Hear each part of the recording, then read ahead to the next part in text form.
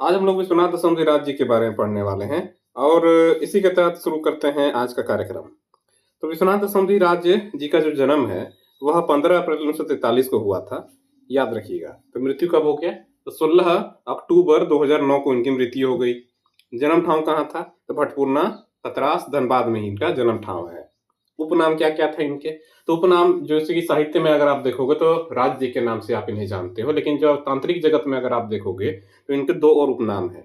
वो है विश्वनाथानंद जी और एक है गुरु जी के माध्यम से।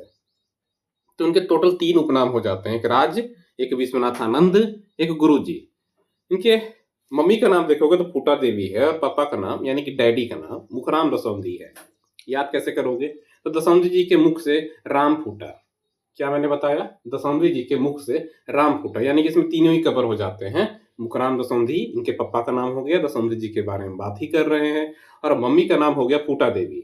शिक्षा कहाँ तक हुई है? तो जो इनकी प्राथमिक शिक्षा हुई है वो लोअर प्रारंभिक विद्यालय भटमुरना से हुई है। कहाँ से? लोअर प्रारंभिक विद्यालय भटमुरना से हुई है। फिर इन्होंने मैट्रिक किया। कहाँ से किया? तो Ganga Narayan memorial high school से इन्होंने मैट्रिक किया। कब किया? तो 1963 में किया। तो याद रखिएगा, जन्म 43 में हुआ है और मैट्रिक जो इन्होंने वो 20 साल बाद 1963 को किया है। उसके बाद बीए इन्होंने कहाँ से किया? तो बीए इन्होंने आरएसपी कॉलेज झरिया से किया है। आरएसपी का फुल फॉर्म क्या होता है? तो होता है इसका फुल फॉर्म कि राजा शिव प्रसाद कॉलेज। 1967 में इन्होंने किया है, यानी कि जोड़ लो कितना साल हो गया, कर लेना। फिर एमए अगर बात करोगे तो हिंदी विश्वविद्यालय हिंदी में इन्होंने किया, रांची यूनिवर्सिटी से किया है, और 1969 में इन्होंने किया है ये एमए। फिर इन्होंने डिप्लोमा इन एजुकेशन भी किया है, शिक्षक प्रशिक्षण महाविद्यालय देवघर 1970 में इन्होंने ऐसा किया था, डिप्लोमा इन एजुकेशन। कार्य क्या है? तो कार्य इनके बहुत सारे हैं। शिक्षक और तांत्रिक के रूप में इन्होंने कार्य किया है। जीएनएमएच नारायण उच्च विद्यालय कतरासगढ़ में शिक्षक रहे थे, 26 साल तक शिक्षक रहे ये, जीएनएम नारायण उच्च विद्यालय कतरासगढ़ धनबाद में ही। उसके बाद श्री महावीर उच्च विद्यालय बिजुलिया में 8 साल तक शिक्षक के रूप में इन्होंने कार्य किया है। उसके बाद ये प्रोफेसर भी बन गए, व्याख्याता के रूप में भी काम किया है गंगा नारायण इंटर कॉलेज कतरास धनबाद में। अब अगर इनकी प्रमुख रचनाओं के बारे में बात की जाए तो प्रमुख रचनाओं में अजगर आता है, जो कि नाटक है, 2004 में प्रकाशित हुआ प्रथम बार और 2020 में दूसरी बार। फिर अजगर के बाद भगजुगनी, जो कि उपन्यास है। क्या है? उपन्यास है भगजुगनी, 2004 में पहली बार और 2008 में दूसरी बार। ढलती सांझ का सूरज, वो हिंदी उपन्यास है। वेदना के पंख हिंदी कविता संग्रह है। ये दोनों ही रचनाएं जो इन्होंने अपने विद्यार्थी जीवन में ही कर दी थी, और इसका जो प्रकाशन है वो आगरा प्रगति प्रकाशन से हो चुका था। अब उस टाइम जो अपने आसपास जो ये गलतियां कुरीतियां देखते थे, उसे इनका मन बड़ा व्यथित था। इन्हीं बातों को ध्यान में रख करके इन दोनों रचनाओं को उन्होंने रचा था।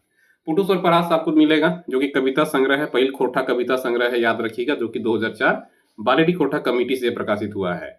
एक आपको पुटुस और परास मिलेगा, आपको गुलाब और परास मिलेगा। तो जो असली झारखंडी वो पुटुस जानते होंगे कि वो गुच्छा में फरता है, अकेले नहीं फरता। यानी पुटुस और परास जो है वो कविता संग्रह है, अकेले एक सिंगल पीस कविता नहीं है। यही गुलाब और परास जो है वह आपका सिंगल पीस कविता है, याद रखिएगा। उसके बाद माटी की पुथाइल है, आपका कहानी संग्रह है, और टोटल 12 कहानियों का संकलन है ये। 2008 में बालेडी खोटा कमेटी के माध्यम से ये प्रकाशित हुआ है, माटी के पुथाइल। घूर मुंडरी बेलतर लघु कथा है, 2005 में प्रकाशित हुआ है, याद रखिएगा। घूर मुंडरी बेलतर लघु कथा है, 2005 में प्रकाशित। बिहार भूमि हिंदी पत्रिका है। तितरी और महुआ उपन्यास है। शक्ति रूपेण संस्थिता हिंदी आध्यात्मिक निबंध है। रक्षाबंधन नाटक है। मजहब नाटक है, मजहब और इंसान नाटक है। डेढ़ रोटी नाटक है। महुआ कहानी है। डढ़कर मोढ़ी, जो कि मोढ़ी मतलब मसाल होता है, यह कहानी है, याद रखिए। महुआ कब प्रकाशित हुआ भाई? तो 1970 में प्रकाशित हुआ है। इंजोर पत्रिका है, जो कि 3 अक्टूबर 1999 को प्रकाशित हुआ। तनि सुन रे मानुस कविता है, याद रखिएगा। तनि सुन रे मानुस कविता कैसे है? कविता गा के बुला रहे, अरे सुन रे मानुस, ठीक है।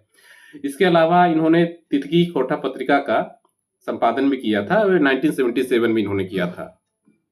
ओके।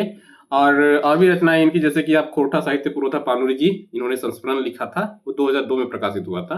पाथर, जो कि इन्हीं की रचना है। गुलाब और परास, जैसा कि मैंने बताया था, इन्हीं की रचना है। धानी के बरद इन्हीं की रचना है, कविता है ये सब।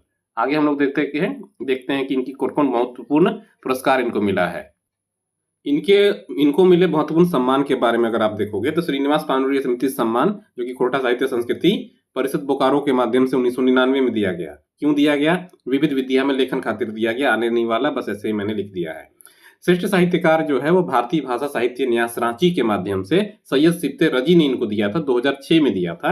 और अखड़ा सम्मान झारखंड सरकार द्वारा इन्हें 2006 में दिया गया। कोट्टा साहित्य सम्मेलन इन्होंने किया था, विश्वनाथ समधी राज जी ने ही किया था।